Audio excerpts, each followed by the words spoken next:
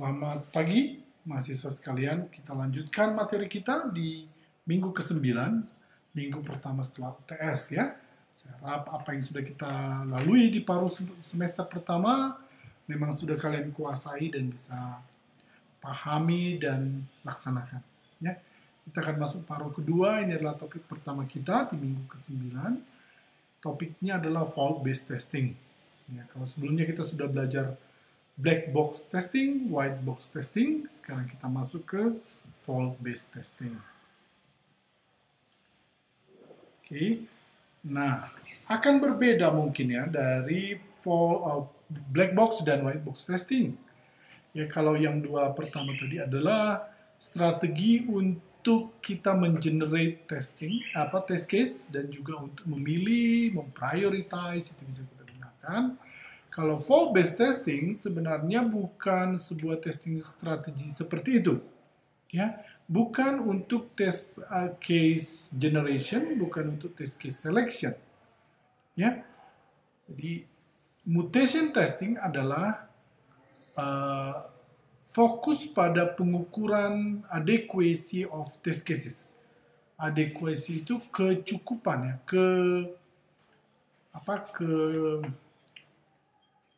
kelayakan lah, bagus tidaknya sebuah test cases atau test suite ya. Test suite kan kumpulan test case ya. Jadi adekuasinya setinggi apa itu akan diperiksa melalui fault-based testing. Dalam hal ini tekniknya disebut dengan mutation testing ya. Jadi mutation testing ini sebenarnya harusnya digunakan dengan testing strategi yang tadi ya. Jadi setelah kita generate test suite kita dengan black box testing misalnya, salah satu strategi dalam black box testing, kemudian kita mau melihat setangguh apa, sekuat apakah test case kita, secukup apa test case kita lakukan adequacy test ya dengan menggunakan mutation testing. Oke.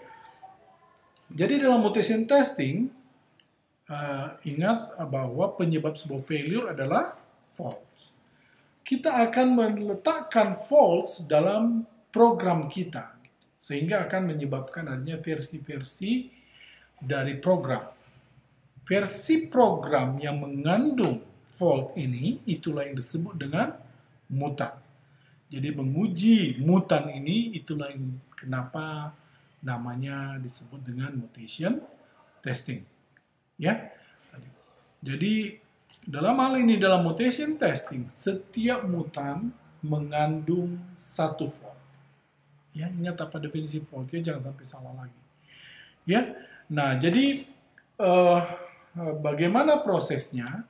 Ya, dalam mutation testing tadi setiap mutan sudah ada mengandung fault. Ingat bahwa failure itu adalah terindikasi apabila actual output berbeda dari expected output. Nah, dalam hal ini yang disebut dengan expected output, apa yang akan dihasilkan oleh program tanpa fault. Dalam hal ini original program. Program yang tidak diinjek fault tadi. Ya. Sedangkan actual output akan dihasilkan oleh mutan program. Itu program yang sudah kita pastikan ada fault di dalamnya, satu fault. Ya. Jadi failure akan terdeteksi apabila output dari si mutan program ini berbeda dengan output dari si original program. Ingat, test case yang sukses adalah test case yang dapat mendeteksi failure.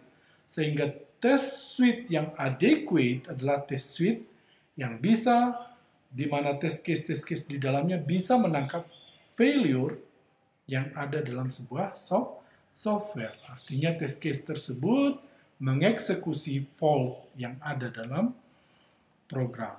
Ya, jadi mutan harus bisa terdeteksi. Itulah sebuah test suite yang adequate.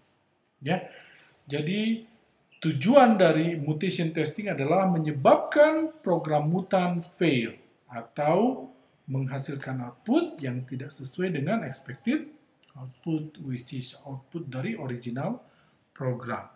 Jadi ini juga sekaligus mendemonstrasikan bagaimana efektif atau tidaknya test suite kita. yang sudah kita generate tadi. Oke, jadi kembali ke masalah test case adequacy. The test case is adequate if it is useful in detecting faults in a program.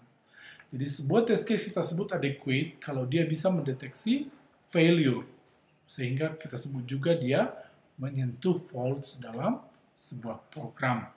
Ya, test case adequate adalah test case yang sukses, gitu ya intinya. Oke. A test case can be shown to be adequate by finding at least one mutant program that generates a different output that does the original program for the test case. Ya, jadi test case akan masuk dalam test suite yang adequate kalau dia bisa mendeteksi salah satu mutan program yang ada dalam mutation testing. Ya, kalau 30, satu aja dia bisa seleksi, dia harusnya termasuk test case yang adequate. Paham ya? Okay, so if the original program and all mutant programs generate the same output, artinya tidak ada failure karena expected output sama dengan actual output, maka test case itu tidak adequate atau inadequate. Paham ya test case adequacy sekarang? Jadi Anda juga harusnya udah paham apa tujuan dari mutation testing. Ingat, dia bukan untuk mengenerate test case, tapi untuk memeriksa test case adequacy. Ya. Oke, jadi kembali ke tekniknya tadi, mutation program, mutant program tadi ya. Jadi kita harus meng-create program-program mutan, yaitu versi dari original program yang mengandung fault. Ya. Di program apa yang mau kita uji test suite-nya, kita ya kalau tidak yakin ada fault di sana kita bisa inject. Menginjeknya bisa bagaimana ya? Kita bisa melakukan metode tertentu nanti yang saya sampaikan, atau memang memperoleh dari operasionalnya si program tersebut juga boleh. Tapi sengaja kita tempatkan dulu untuk menguji apakah test case kita semua atau test suite kita cukup untuk menangkapnya. Ya. Each mutant harus berbeda dari original program by one mutation karena di dalamnya harus ada single fault. Ya. Jadi a mutation is a single synthetic change that is made to a program statement. Jadi apapun yang berbeda dalam sebuah kode program itu sudah jadi mutan sebenarnya. Ya, jadi harus hati-hati juga sebenarnya nanti membuat mutan programs, apakah itu boleh jangan terlalu asal juga kan? Apakah itu sesuatu yang mungkin memang terjadi sedekat mungkin dengan realita dari perjalanan program tersebut, lebih baik lagi, gitu ya. Ini adalah contoh dari mutation. Perhatikan program di sebelah yang pertama sebelah kanan adalah program originalnya, sebelah kirinya adalah mutan programnya, gitu ya. Perhatikan pada baris 4 di original disebut if X lebih besar dari Y, sementara di mutannya berubah jadi X lebih kecil dari Y. Ya. Nah, artinya ini adalah sebenarnya harusnya sebuah fault. Gitu ya. Apakah akibat dari perbedaan ini outputnya jadi berbeda oleh sebuah test case setelah dieksekusi ke masing-masing? Disitulah disebut bahwa failure terdeteksi, gitu ya. Inilah contoh mutan. Oke, sehingga dari situ kita bisa lihat bagaimana proses membuat mutan, ya. Kita bisa membuat mutan melalui mutation operators, ya. Operan replacement operators. Tadi lebih besar menjadi lebih kecil atau operan yang berubah, ya berbeda ya. Tadi X lebih kecil dari Y menjadi 5 lebih kecil lebih besar dari Y, X lebih besar dari 5 harusnya 5 lebih besar dari X contohnya gitu ya. Itu pertukaran tempat itu tetap dianggap sebagai mutan, berbeda dari original program. Ya. Oke. Jadi misalnya kalau kita ingin operator ini semua kita kombinasikan, jadi misalnya untuk ekspresi A sama dengan B kali dalam kurung C kurang D, ini akan mengenerate 8 mutants. 4 dengan mereplace tanda kali, dan 4 dengan mereplace tanda kurang. Itulah yang disebut dengan mutation operators. Jadi 8 mutants kita. Apakah, nah kita akan coba nanti test suite kita, apakah bisa menangkap, mengkill istilahnya, membunuh ke-8 mutan tersebut. Kemudian ada expression modification operators. Ya, jadi bukan sekedar bertukar tempat tadi, tapi operatornya justru yang diubah. Bisa dengan menginsert atau mengubah saja operator yang sudah ada. Contohnya tadi, lebih kecil menjadi lebih besar, sama dengan menjadi lebih besar sama dengan, dan sebagainya. Ya, itu juga bisa digunakan untuk membuat mutan. Kan itu sesuatu kesalahan yang sangat mungkin terjadi oleh si programmer ya. Ya, salah ketik, harusnya lebih besar jadi lebih kecil, gitu, tanpa sengaja. Jadi itu mungkin yang jadi salah satu dasar bagaimana kita membuat mutan. Ya. Kemudian ada juga statement modification operator. Ya, misalnya ada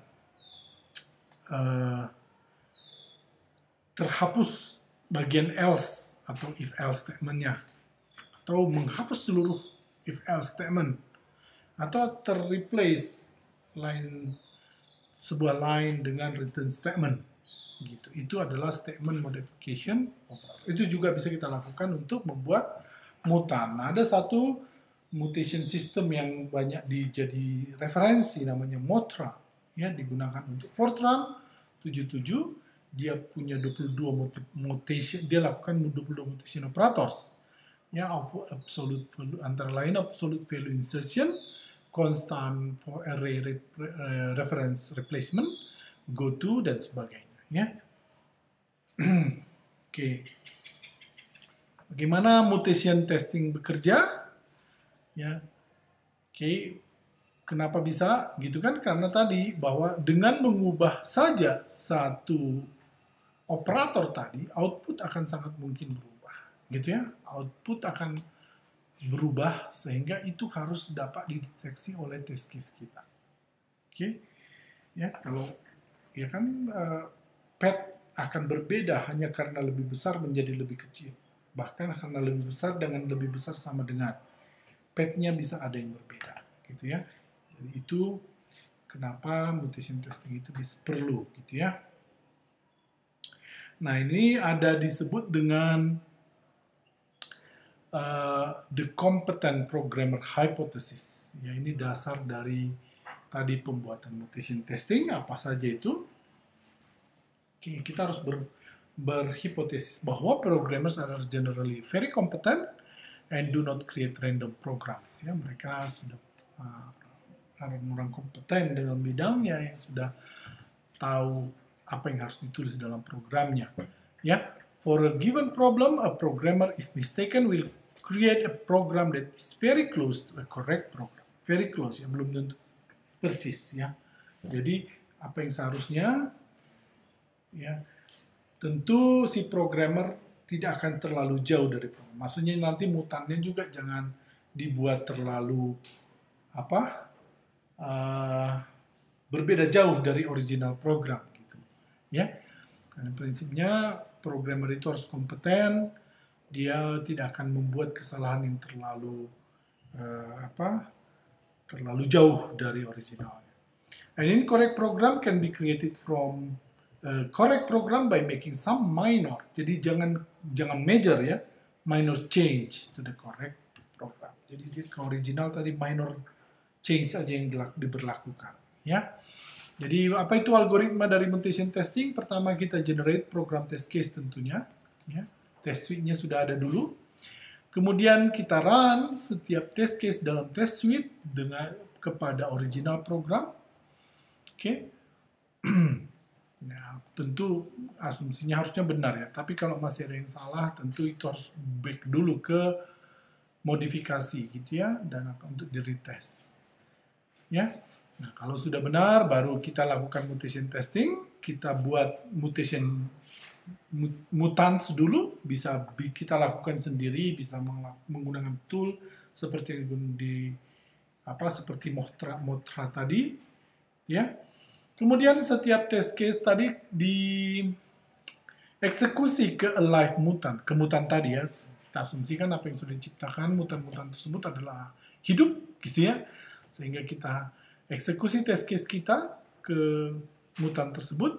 Kalau output dari mutan berbeda dari output dari original program, kita menyatakan bahwa mutan tersebut incorrect dan killed, ya, dibunuh, ya kan? Jadi itu artinya mutan yang terkill adalah apabila dia menghasilkan output yang berbeda dari output yang dihasilkan original program. Oke, kemudian ada yang disebut dengan alive atau equivalent mutants. Ya, ada two kinds of mutants survive yang tidak terkill. Ya, functionally equivalent to the original program, cannot be killed atau killable, tapi test case are insufficient to kill the mutant. Ya, jadi ada dua mutan yang tidak terkill di langkah sebelumnya. Ada memang mutan yang mau bagaimanapun outputnya akan sama dengan original program, sehingga tidak mungkin akan terkill. Ada itu, ya. Jadi kita kebetulan menempatkan mutannya di tempat yang tidak menyebabkan output berbeda. Ya. Kemudian ada yang jenis kedua tadi killable. Test case yang yang insufficient, tidak cukup untuk menyentuh fault pada mutan itu sehingga dia tidak terkill. Nah, ini tentu bahwa test case kita tidak adequate enough, tidak adekuasi, sehingga kita perlu mengenerate new test cases.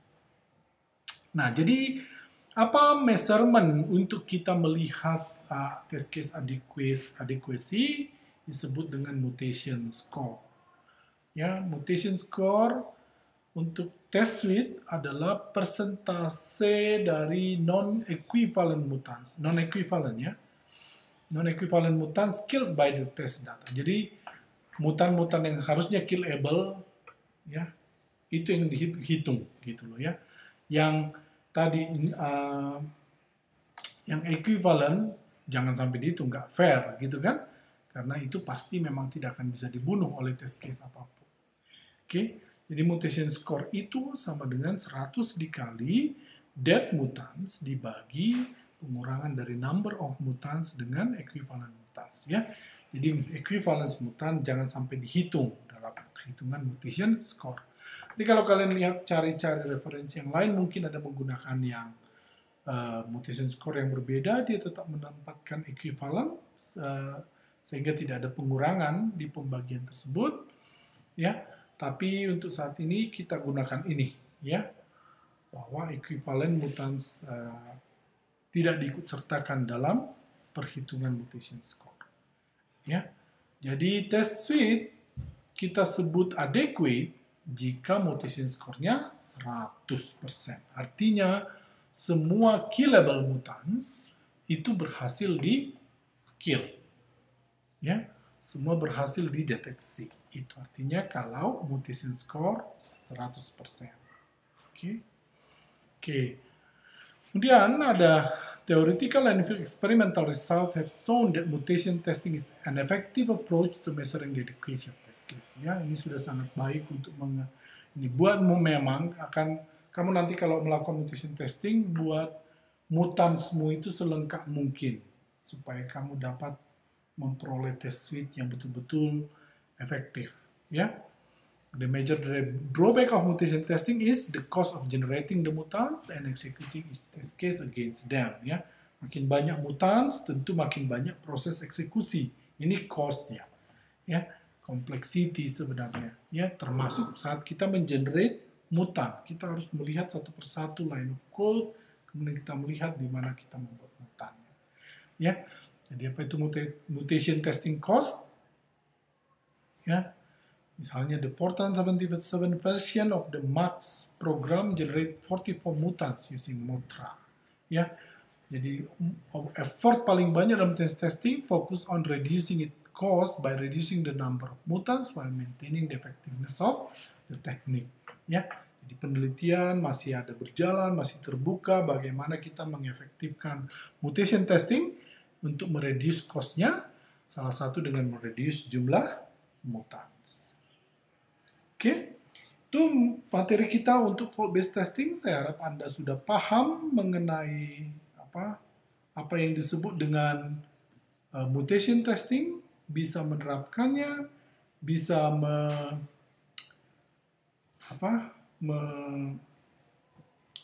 mengukur bagaimana adekuasi dari test suite yang Anda generate dengan strategi yang Anda tetapkan. Ya, demikian kita akan lanjutkan di pertemuan berikutnya. Ya, saya harap Anda paham. Dan ingat, kita akan kembali seperti metode di paruh pertama ya. Nanti kita akan periksa apakah Anda betul belum mempelajari lagi materi ini. Ya, ikuti, ulang-ulangi, kita flip ini ya. Jadi nanti di sana akan saya cek apakah Anda sudah paham apa yang sudah kita pelajari. Baik, demikian pertemuan kita. Terima kasih dan selamat pagi.